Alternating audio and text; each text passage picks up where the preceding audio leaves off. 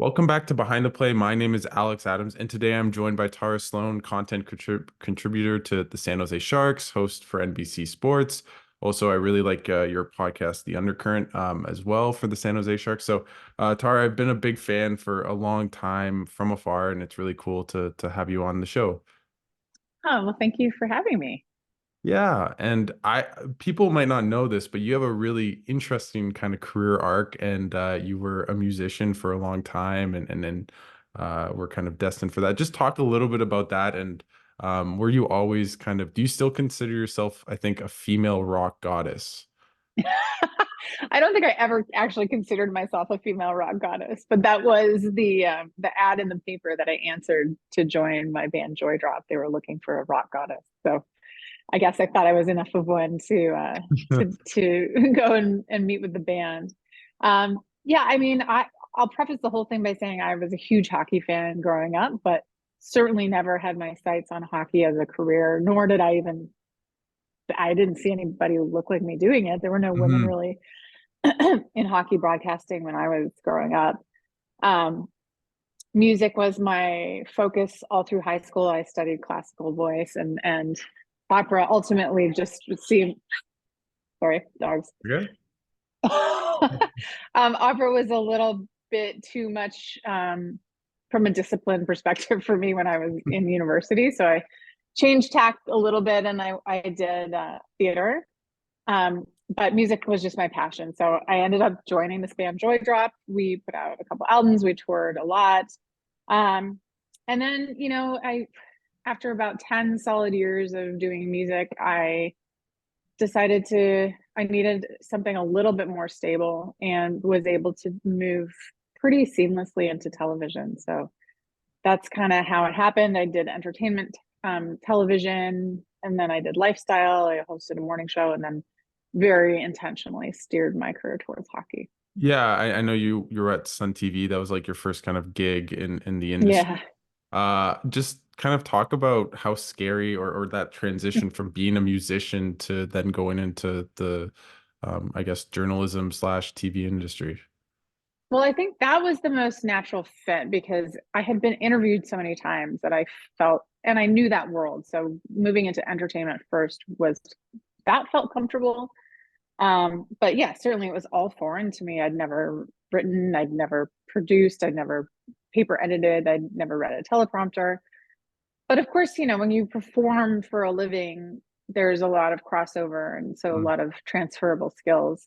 But the funniest thing, or not funny, haha, but craziest thing is that, I had done shows in front of tens of thousands of people. I was on the show Rockstar in Excess, which would have, Mhm. who knows how many people would have watched, which was an incredibly nerve wracking experience. But I had a panic attack when I was on Sun TV Mhm. during one of my first live hits.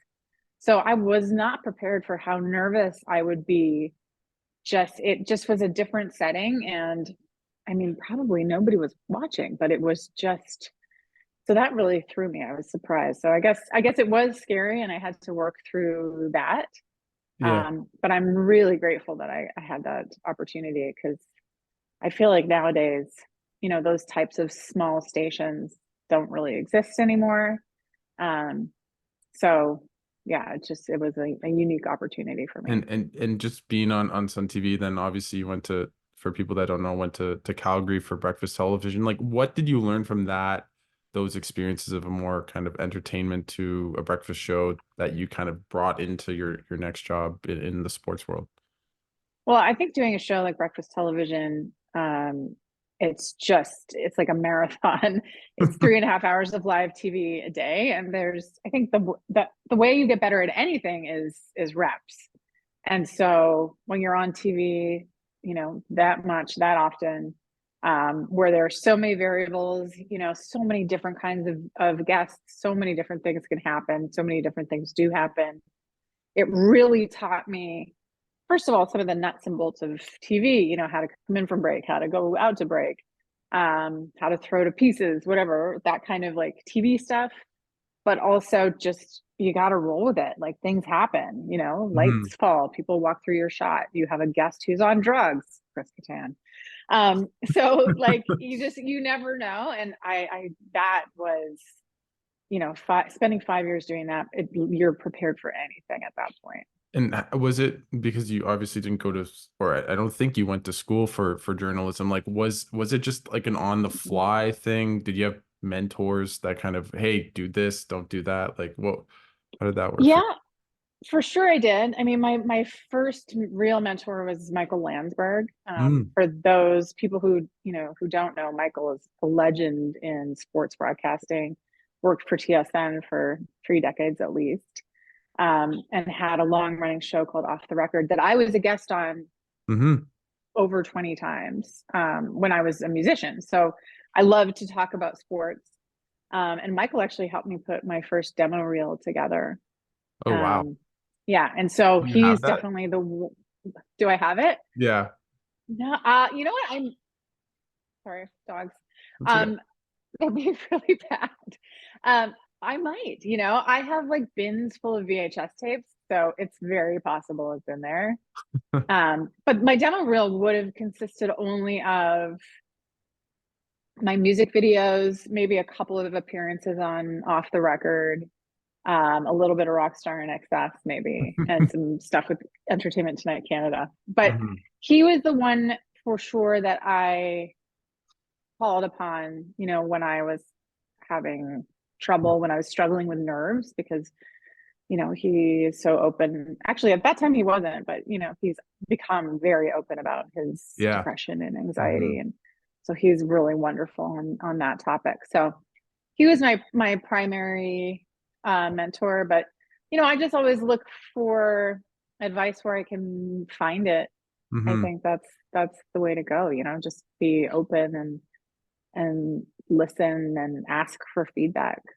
When did you maybe, and this could be when you went to hometown hockey, but that like that you felt very comfortable being on TV, hosting shows? I mean, I felt there was a probably a couple years into breakfast television. I felt really, really comfortable there. To tell you the truth, I don't know that I ever felt really comfortable on hometown hockey. Okay. I felt really comfortable doing certain things. I feel really comfortable out in the community. I feel really comfortable interviewing and talking to people. I found that the pace of that show was so fast, and we Mhm. were trying to cram in so much information that, I mean, I was nervous every single week just because there was so much information to hold Yeah. and try to express properly. Um, and I'm sitting next to Ron MacLean, who has a photographic memory. Yep. So, like, I know he's going to get it right. So, I wouldn't say for me that was a comfortable show. It was a very Mm-hmm. rewarding show, Mm-hmm. but comfortable now. And with that, just I know you kind of obviously Rogers got the rights to the NHL here in Canada, and then you kind of put your name in there for it. Just talk about that process, about why you wanted to go into sports, because you did allude to that you Mhm. kind of felt drawn to going into sports at kind of always. Yeah, I was a huge hockey fan growing up. The ultimate Canadian story. I grew up watching Hockey Night in Canada like everybody else. It was a real bonding time for my dad and me. My family's originally from Montreal, so it was fun to root for the Habs back in those days. Hmm. Um, I know your and then, favorite player was Naslund. Is that, did you ever get to meet him yeah, at any point? I've never met him. Uh, No, I that's would on the love bucket to. list. Yeah. It is. I mean, I don't know how much time he spends in North America, but yeah, I would love to meet him. Um, and then yeah, and then Off the Record, I think it really did inspire me because it was just so much fun to talk sports and I could hang in that world. Mm. And even did some web content for them in very early days, like early 2000s, where Oh, like people weren't doing that yet. I did some locker room stuff for them. I covered the NHL awards for them. oh, So cool. again, never thought it would be a career path. Um, and I think it was breakfast television. Um, we had Calgary is such a great sports city. We had so much connection with the Calgary Flames, and really great access. Brian Burke was there at the time. Mhm. I just was really interested in it. And so what actually happened was I ended up filling in at the last moment for an awards show for Canada's Sports Hall of Fame induction ceremony in Cool. probably 2011 or 12. And the president of Sportsnet was there, and he came up to me. He said, "That was really good. Like, do you like sports?" And I said, "Yes, I really do." And Mm, so that was when a dialogue was started, and I started to do some junior hockey for Sportsnet. I started to do some curling and some other weird stuff like okay. bobsleigh. I was kind of just a little bit of a stringer if they had something Hmm. in Alberta that needed covering. So that that connection was established, and then when Hometown Hockey, the press release came across my desk, I thought, okay, this is perfect for me. Yeah, and with hometown hockey, like you talked about Ron MacLean. Obviously, you guys were on the road all the time. Just describe that relationship together. I know you guys are both music, Mm-hmm. obviously with your background, but also with Ron's. I think you both like Tom Petty. Just describe I do. that relationship a little bit.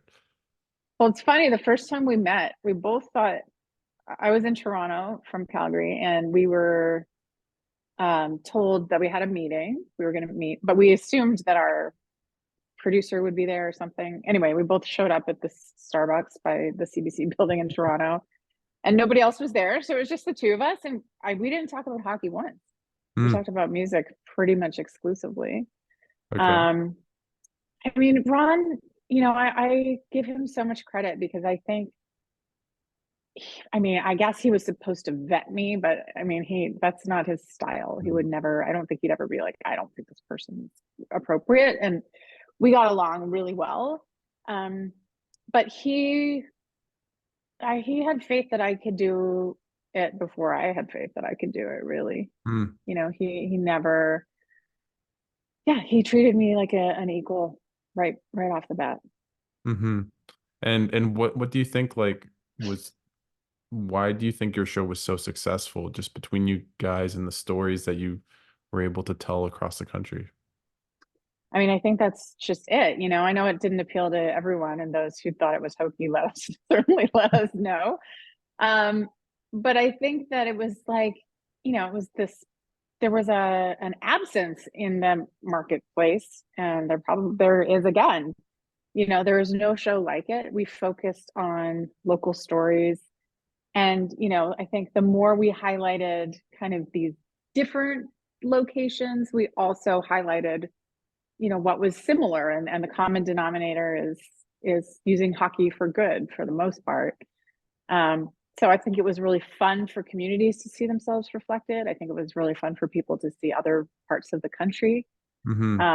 and to see us become immersed in these communities. We learned so much. Yeah. um, and yeah, I think we told stories that other hockey broadcasts at the time weren't telling. Mhm. I think the storytelling in hockey has become more expansive since our inception.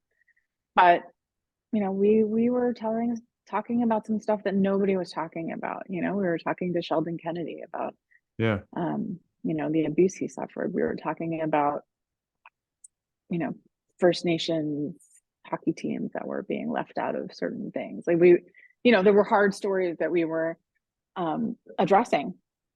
How much freedom did you have just at Sportsnet to kind of tell those stories that for I mean I always believe that they're the right stories to tell, but for some Mm. people, I'm sure you had a lot of pushback. I'm sure you had pushback from the league, maybe with Kyle Beach. Like just talk about that.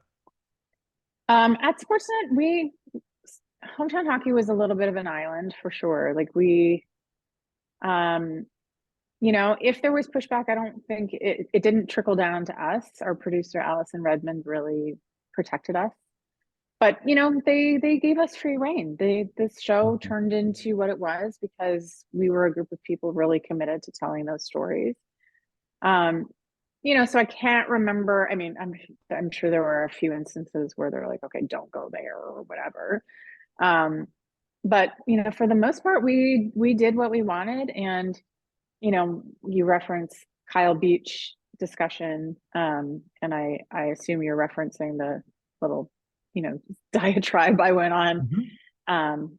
So for those who, if anybody's watching this, probably is familiar with, Kyle Beach and his story from the Chicago Blackhawks and the years of abuse that was let happen. Yeah. And when I talked about that on the air, they knew I was going to do it. Nobody asked me for a script. Nobody asked me, to vet what I was saying. I made it clear that it was my opinion and wasn't the opinion of Sportsnet or anything else, that I was purely editorializing from my own perspective. But I got to give them credit. I can't say that I'm sure there are some people that are relieved that A, hometown hockey is over, and B, that my voice is no longer something that they have to worry about. But there was an element, I think, of being on hometown hockey that just kept us protected in that way. But it was, we definitely got, we started to really, really feel it. Like we were, after Don Cherry was fired, we had protection. We literally had, sort of extra police on duty. We had private security for a while. Wow. How did that kind of affect you, if I might ask? It's just scary. Yeah. It's scary. It was more at that time directed towards Ron, and he was frightened, and also just it was awful. Like he was getting absolutely torn apart online, and it was terrible to watch somebody just ripped apart in that way. But yeah, you realize that we were this TV studio with not a lot of security around us, and maybe we could have been a sitting duck, and at a certain point you think, oh well, all it takes is like one crazy, who knows, right? The world is a weird place. And even especially in the last couple of years of our existence, as the culture wars were really starting to heat up, just never knew. Yeah. It started to feel a little bit unsafe, I have to admit. Where did you get kind of maybe the courage to kind of speak? I guess your truth would probably be the best way to describe it. I don't know. I honestly, I don't know. I think it's always been in me in a way. Like I know that even as a kid, I felt really like injustice it always hurt me like deeply in my solar plexus. But I think for me, it came along with having not a pedestal, but having privilege and having a platform, not pedestal. Freudian slip. Having the platform and having the privilege of knowing that I'm a tenured professional at Sportsnet with a certain, like I said, like we were protected a little bit because we were this island of a show. And I just think that, I probably wouldn't have, like in terms of like Sportsnet reprimanding me or getting rid of me for, being too outspoken. I don't think that would have looked great for them. But to their credit, like the only time they ever talked to me about stuff that happened online was if they were worried about my safety. So, they never like, which, says something about them. But I think for me, it's like, it's partially, it's my nature mixed with, the privilege of being, an established middle-aged white lady. Yeah. With being a white lady, I guess I'll pivot as best as I can to just what's kind of been your experience just as a woman in the kind of hockey world of late, and in the hockey industry that is so male dominated, and maybe what advice would you have to young women of all colors and stripes, just coming into this industry? Certainly in, my position now, it's changed so much. I really don't feel like people watch me host the broadcast and are like, oh gosh, and again, it's also a different market here. It's, I think, a little bit more open, and so I think in Canada, there's definitely a lot more of that, like, shut up and make me a sandwich. But those are just a loud vocal few, Yeah. But there are so many of us, so many women, reporters, hosts, people working in the media, reporters, of written word. So that really, I don't feel that kind of isolation anymore. But there's also, I would like to see certainly more women in, kind of the executive hockey operations ranks. That's coming a lot more slowly. So I can't really speak to how it feels in there. If you're Emily Castonguay or Haley Wickenheiser, like one of few assistant GMs or scouts, etc. But it's coming along. It's coming along. Yeah. And with that, with hockey and the culture, it feels like we've been hitting these kind of breaking points and really just these moments with Kyle Beach, Hockey Canada. Unfortunately, there's, more and more stories, but that might be in a way a good thing that it's finally coming out. But just how do you feel about maybe the state of the culture and the game of hockey as we currently sit? I think there are a lot of people doing really, really good and important work. And I think it's easy at times to become dejected. I do think that sometimes the NHL has taken the, path of least resistance, which does not, to me, lead to meaningful change. I think, taking away specialty jerseys from warmups is one of those things that's just kind of baffling and seems like a step backwards. Yep. And there's still plenty of incidents throughout hockey, racism and assault and all that kind of stuff, hazing. But, so it is easy to be like, why am I doing this? You just feel like you're, Atlas pushing the world uphill. But then, luckily for me, like my world is also inhabited by people who are doing amazing work. Like the Carnegie Initiative, like the Future of Hockey Lab, like Mary Kay Messier at Bauer, like all these people, the PWHL that's starting up. Like there are people who are really spending their life energy to make hockey a much, much better and welcoming place. So it's coming, and it's inevitable because I think like if it's kind of like it makes good business sense too, right? Like this game I think has kind of plateaued in terms of its existing audience. If you want to grow the audience of this game, you've got to start appealing to people who would never have considered hockey before, new immigrants, like new Canadians, new Americans, different, like just different demographics. So at a certain point it's just gonna be like, oh yeah, we've got to expand this because that's how we're gonna become more sustainable. You talked about the PWHL. How excited are you for that league to start up? I keep seeing really cool jerseys. It's starting here in Ottawa soon, and I'm definitely going to go to a bunch of games. But just that's so cool. How excited are you just obviously from afar to see a league that seemingly looks to finally be settled with the resources needed to be sustainable and be, as you mentioned, profitable? Oh, I'm thrilled.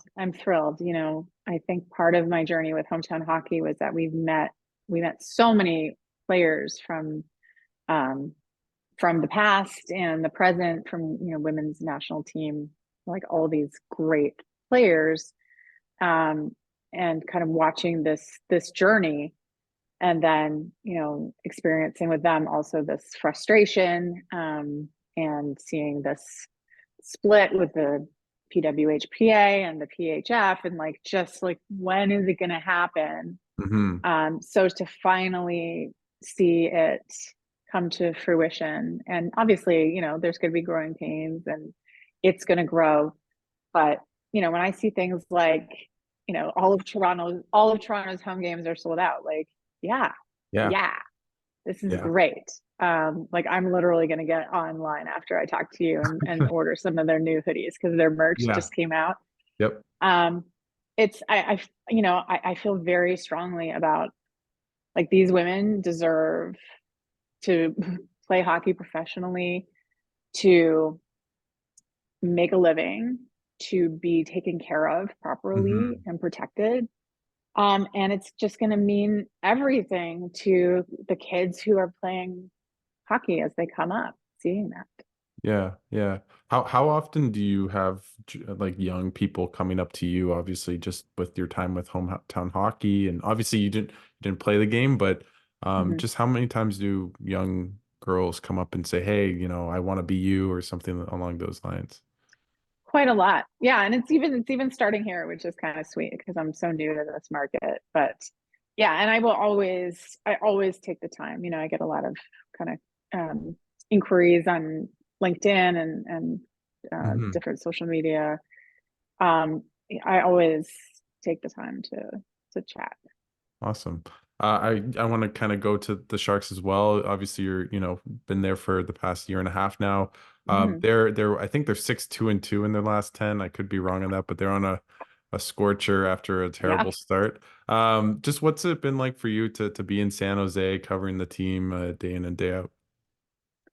I'm really enjoying it. I mean, yes, the start to the season was a shock to the system for everybody. I mean, I don't think anybody thought that they were going to be hot, but I don't think anybody thought that they would get off to that kind of start. So the air just gets sucked out of the room, Hmm. and you could see it on the players' faces, the coaches' face, like, and it's just hard to keep the energy up for everybody. Um, Living here, I finally, this season, I feel more like, okay, I'm starting to know everybody, and Hmm. um, I mean, listen, it's December 15th, and it's 20 degrees outside and sunny. Like it's nice. Like Yes. it's really nice to wake up and there's a lot of sun even during this rainy season. But yeah, I like the team. I like the organization. Um, Again, now going into my second season, I feel like, I walk in the rink and I know people. I know the team. I know the guys. I make a point of going to morning skate, even if I don't really need anything. I just think it's important to Hmm. stay connected and for them to know me and trust me. Um, so I'm really enjoying it. And, this recent kind of turn of events, all of a sudden these crazy comeback wins and like some legit wins. It's just really fun to watch and the energy has shifted quite dramatically. So Yeah, I it's just really wish nice. I just wish they didn't beat my Jets last week. But that's okay. You know what, the fans there deserve it. After those They two did. 10-goal games, I don't know how people stayed kept coming and they did. So shout out to them. Wow. Some did. Yeah. It was a little bit grim. So yeah, no, yeah, I mean, I know we don't want to talk too much, in-depth hockey, but that Jets game was different because it wasn't that like, oh, superhero comeback. It was like Hmm. they were in that game the whole time and they won. Yeah, yeah. It was good. Just as like a host and everything, like what's that process like for you when you get to kind of the game, how you prepare? Just maybe tell us a little bit about that. It depends what I'm doing. So sometimes I host the pre-game, post-game intermissions, and that's a different kind of um preparation. That I'm very, very diligent about game notes, just Mhm. making sure that I like, okay, Tomas Hertl scored, 3 goals, blah, blah, like that I have been, because there's like 75 pages of notes from the teams, but I kind of need them to be in a certain way Right. so that I can access them. So there's a lot more of that, because you're talking much more hockey, right? You're really Hmm. talking about the players, the play, the game. When I'm doing rinkside stuff, it's a little bit different because I'm trying to source stories that are part of the game or even outside the game. Like I talked about the PWHL last game. I talked about, Adam Lowry and Adam's dad, Yep. Dave, who played here. So you're just finding like nuggets. So the preparation is slightly different. So a little less game focused, a little more story focused. Yeah. So, but it all, you know, in those days I go to morning skate. So it's, you know, it's a full day and night. Yeah. You know, Yeah. people don't, I think people have this assumption that, you know, you do TV and you leave, but Nope. Yeah. you spend hours on 30 seconds of, you know, a TV story. Yeah, I covered the Sens and I know Kyle Bukauskas a little bit, and I see his work ethic, and he does those 30-second clips, and he puts way more than 30 seconds into those clips. So Yeah. I can definitely kind of admire that. I have to ask just because it came to mind. I'm sure you saw the Charissa Thompson remarks Good. from about Mhm. kind of making up stories. Just your thoughts on that, because I think it'd be very interesting to know from someone who's, you know, done the job itself. Oh, I mean, I thought it did a horrible disservice to those of us who take the job really seriously, and who would never in a million years concoct anything just for entertainment value. You know, it's really like, yeah, it was, I mean, it's kind of mind-boggling that she did that to begin with, and to, you know, for her to Yeah. kind of be open about it and kind of laugh it off as like a whatever thing. You know, I'm glad it got the feedback that it did, because yeah, there are so many people who work so hard, Mhm. and who are so precise. You know, like you never want to misquote anybody, let alone make something up. Yeah, yeah, yeah, for So sure. yeah, and obviously, you know, as a woman, it's just like, again, it can, you just never want to play into the narrative of like, see, Hmm. Hmm. women, whatever. Yeah, yeah. How have you kind of developed those relationships with players just over the past like year and a half? Like, is that because I'm covering the sense it takes a long time to get to know Mhm. players. Like, what's kind of your thought process on that?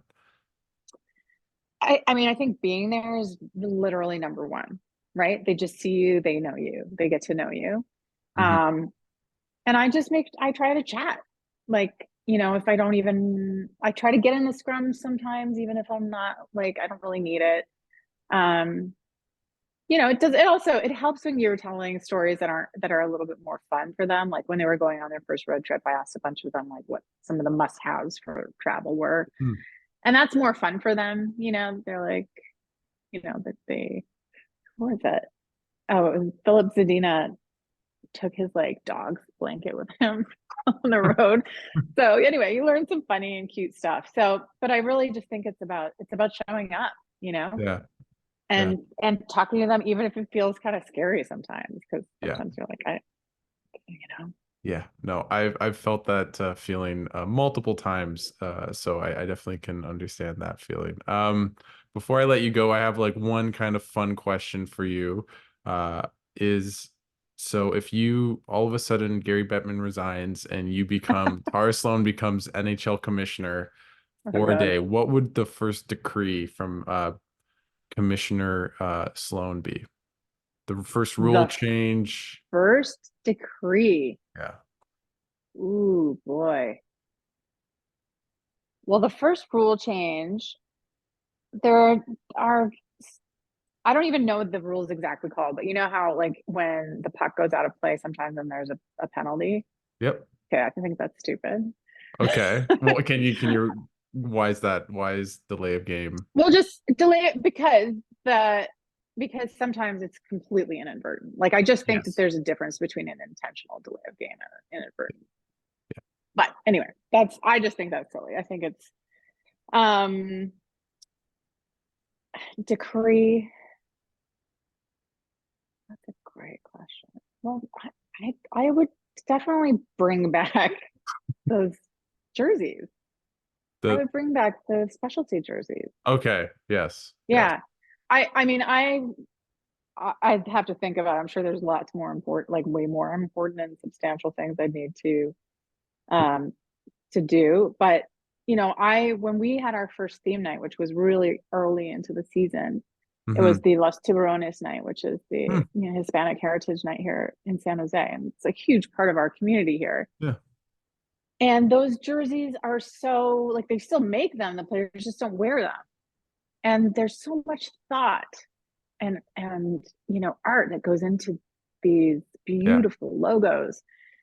And it really felt like this vacuum when the players weren't wearing them.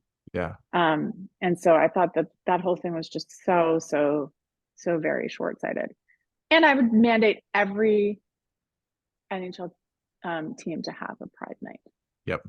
I think that one's not too hard to do actually. But yeah. Do you have a favorite jersey of all time? Like some people really have like a favorite, and you can even go traditional. But just what's your favorite jersey of all time? Well, I mean, I grew up a Habs fan, so it's like really that's like to me the most sort of iconic classic. But the Vancouver like Flying V, I think is to me that's a really cool one. And then one that is not an NHL jersey, Mm, and I don't know why they haven't used it for any NHL team. The Minnesota Fighting Saints of the World Hockey Association. I think Their jersey was like maroon, uh-huh. and had this like thing. Anyway, I think that's one of the like all-time cool jerseys, and I can't believe that nobody's ever kind of taken that. Yeah, no. Oh, and Minnesota North Stars, sorry. Like just original, which I think the Wild are kind of adopting a little bit. I don't know if this is bad, as someone that covers the San Jose Sharks, but I did love the old Anaheim Mighty Ducks jerseys. There was something really cool about just the duck with the stick in his mouth and everything. I really like that. So yeah. Yeah. No, there have been some cool ones over the years. Our Hartford Whalers too. Like, yeah, Ooh, there's some yeah, there's some great ones. yeah. Well, thank you so much, Tara, for taking the time and coming on the show. Is there anything you want to plug for kind of your podcast or anything along those lines? Sure. I mean, podcast is available wherever you get podcasts. It's called The Undercurrent, and I talk to people who are kind of pushing boundaries, mostly in hockey, but sometimes other sports. This week's edition, I talked to Danielle Slayton, who is one of the Mhm. co-founders of Bay FC, which is the Bay Area's new National Women's Soccer League team. So Awesome. I'll definitely check that out. And thanks so much for taking the time and doing this. I really appreciate it. yeah, thank you for having me.